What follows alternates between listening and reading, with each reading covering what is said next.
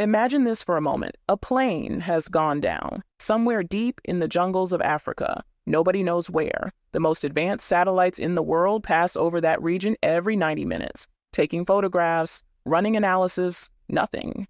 The CIA's best analysts stared at maps for hours. No artificial intelligence, no internet, just human brains and technology, and both had failed. That's when someone made a suggestion that existed in no spy handbook ever written. They said, let's try a woman, a simple administrative secretary. No satellites, no radar, no equipment of any kind, just her mind. To understand the story, we need to go back into the shadows of the Cold War.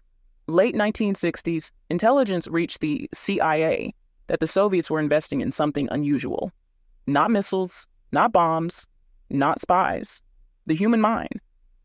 It was said that the KGB was testing individuals who, without any equipment, using nothing but focused mental concentration, could somehow see distant locations. They called it remote viewing. The CIA panicked. Not necessarily because they believed it was possible, but because they couldn't afford the risk that the Soviets had an advantage they didn't. In 1972, a classified project was launched.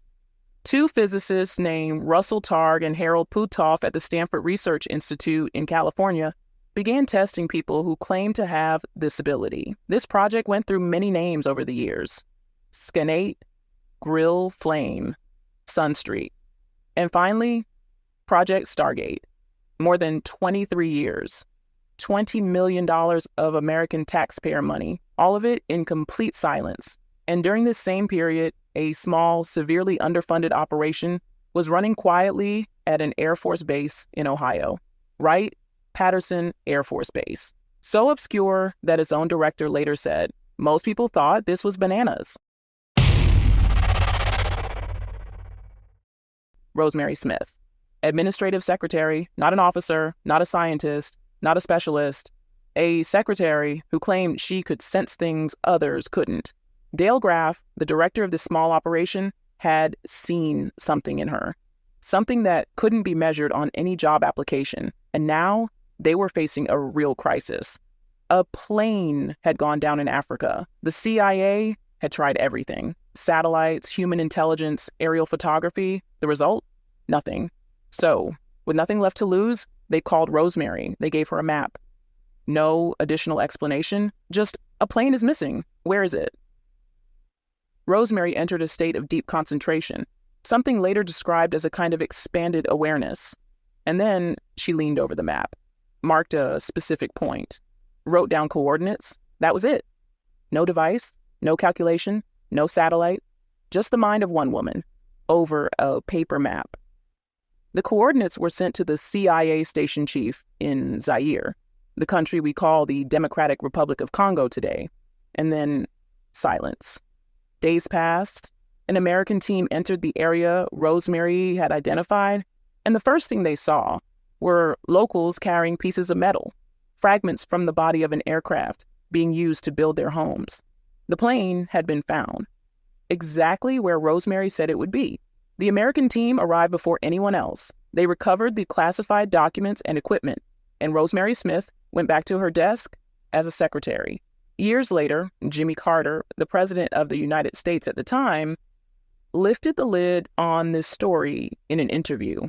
He revealed that the CIA had used a psychic without his knowledge, and his exact words were, "The woman went into a trance and gave some latitude and longitude figures. We focused our satellite cameras on that point, and the plane was there." When asked how he processed the news, he said, "With skepticism."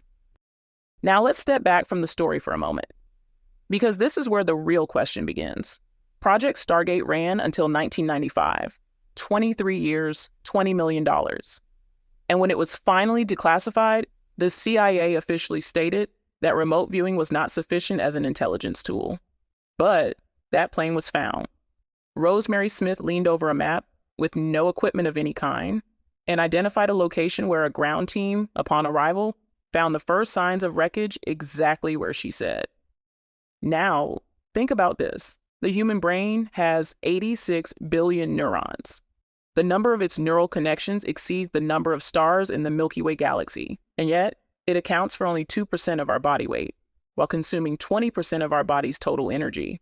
And with all of that, science still doesn't know exactly how far this brain can go. We don't fully understand the mechanism of sleep. We still don't know why we dream. We still don't know precisely where intuition comes from. We still don't understand how creativity forms inside the mind.